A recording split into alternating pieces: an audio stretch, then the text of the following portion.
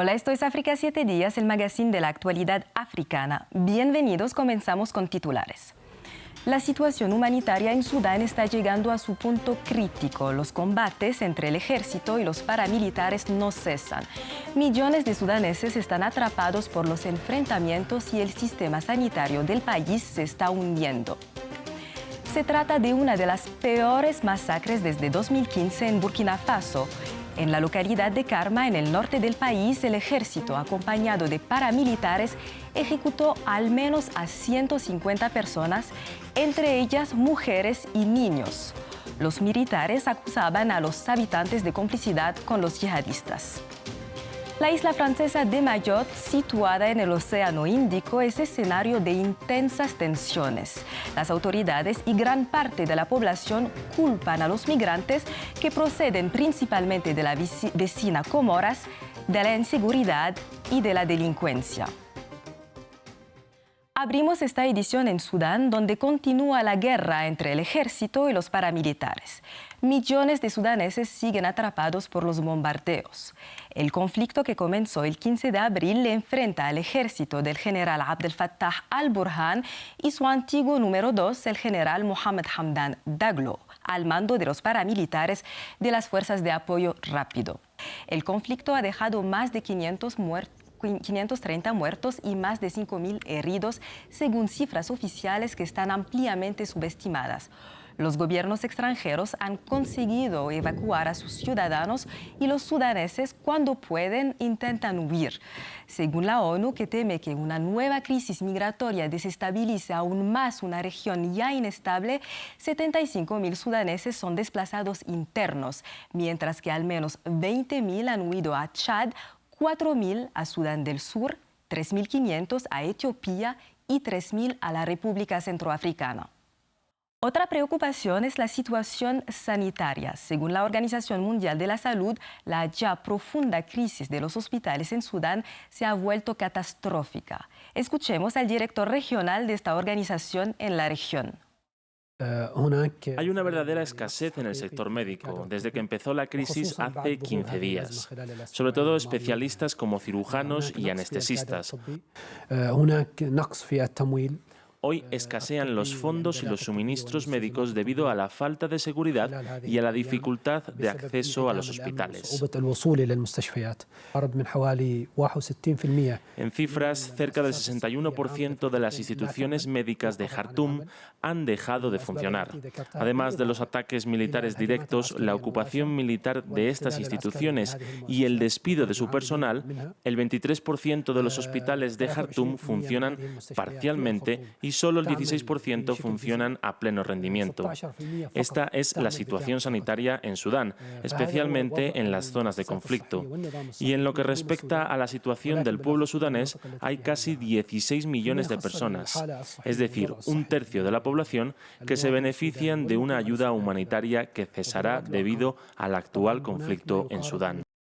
Se trata de una de las peores masacres perpetradas por el ejército contra civiles en Burkina Faso desde 2015. Según el alto comisionado de la ONU para los Derechos Humanos, al menos 150 civiles, entre ellos mujeres y niños, fueron masacrados el 20 de abril por miembros del ejército burkinés ayudados por paramilitares. La matanza tuvo lugar en el pueblo de Karma, en el norte del país. Los militares la habrían cometido tras acusar a los habitantes de complicidad con los yihadistas. A continuación, el testimonio del portavoz de los ciudadanos de Karma. El pueblo fue rodeado a primera hora de la mañana por hombres fuertemente armados, con uniformes militares burkineses, montados en motocicletas, camionetas y vehículos blindados. Al principio, los habitantes se alegraron de su llegada, pero su alegría se vio rápidamente truncada por los disparos. Los habitantes huyeron entonces, la mayoría hacia sus casas, pero fueron capturados por los pistoleros y agrupados. Varios fueron ejecutados in situ, incluidos los heridos que intentaron huir. Algunos grupos de personas fueron atados y golpeados duramente antes de ser ejecutados.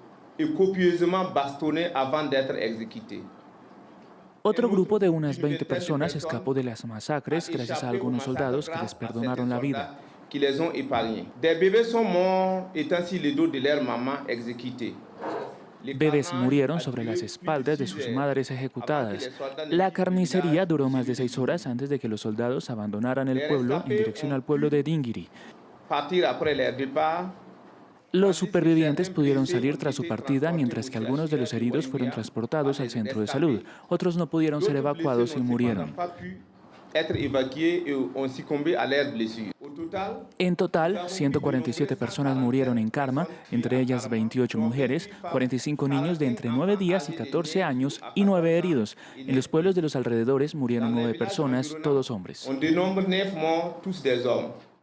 En respuesta a la violencia yihadista que asola Burkina Faso desde 2015, el capitán Ibrahim Traoré, que llegó al poder tras un golpe de Estado en septiembre de 2022, apuesta por una lucha antiterrorista ultraofensiva basada en el armamiento de decenas de miles de ciudadanos.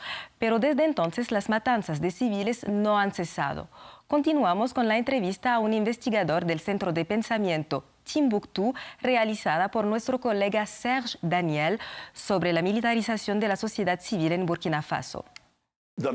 ¿Quién mata a quién en esta zona?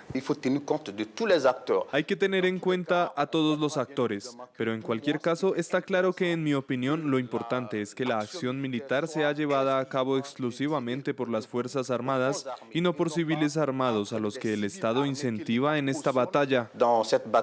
Así se vería claramente quién está matando y a quiénes están matando, pero en realidad, cuando los civiles son armados por el gobierno, nos encontramos en un contexto de transformar la sociedad civil en milicias y eso causa problemas. Sobre todo, desgraciadamente, esto confiere al debate una dimensión étnica, lo que permite a los grupos terroristas seguir extendiéndose y ser muy virulentos.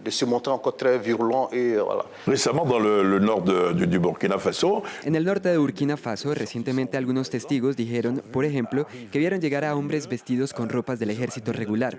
¿Le preocupa esto?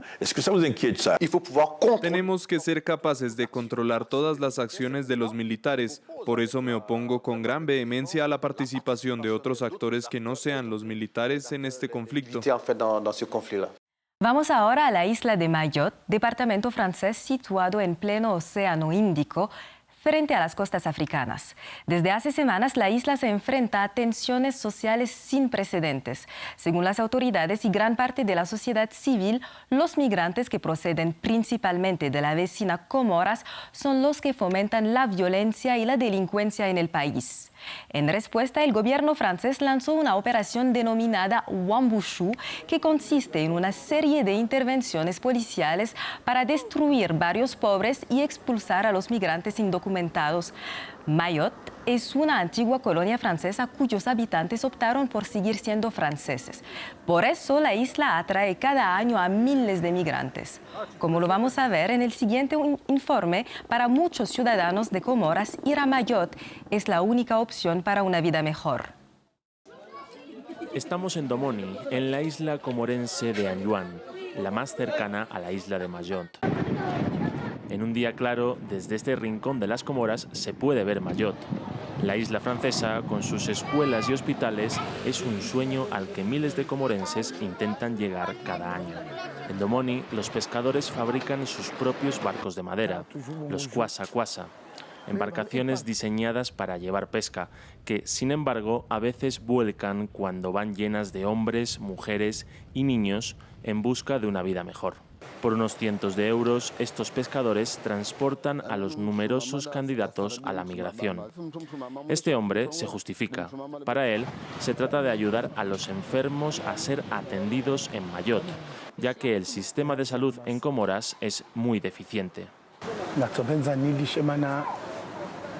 Me hubiera gustado dejar de ser contrabandista. No es fácil y los beneficios no son elevados, pero es ayuda mutua, una prescripción divina.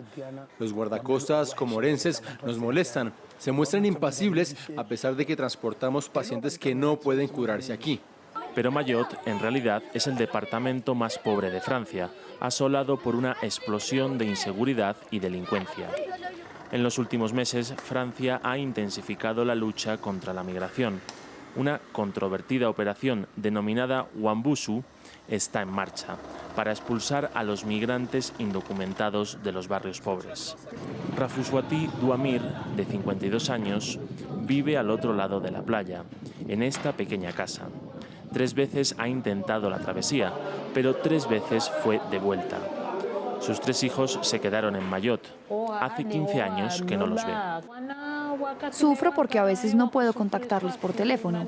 Cuando tengo la oportunidad de hablar con ellos me dicen, mamá, esto no es vida, ni siquiera podemos encontrar comida, así que sería mejor que volviéramos. Pero les impedí volver porque es mejor vivir en Mayotte que en las Comoras. Mayotte pasó a ser francesa en 2011 y en las Comoras se sigue considerando comorense.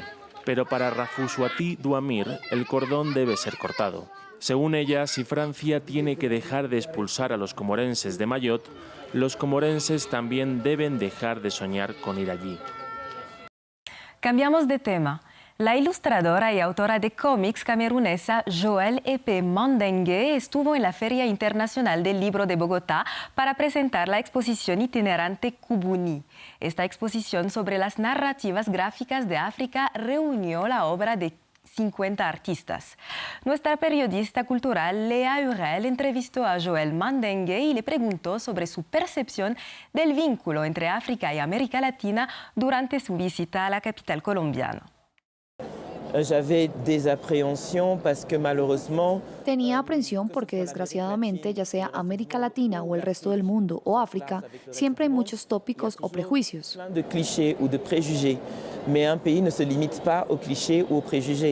Pero un país es mucho más que tópicos o prejuicios, y lo disfruté mucho. Je me suis félicité d'avoir choisi de ne pas laisser les préjugés orienter ma perception.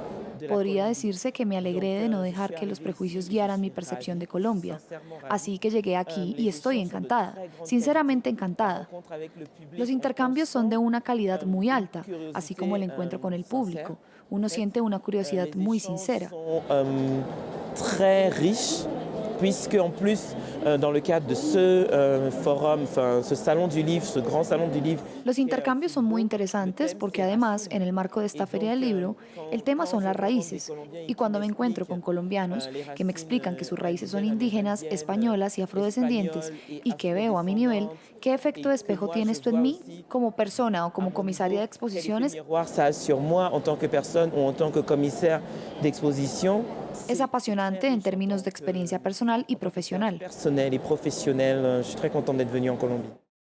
Así termina el programa de esta semana. Gracias por acompañarnos. La actualidad internacional continúa en France 24 y france24.com.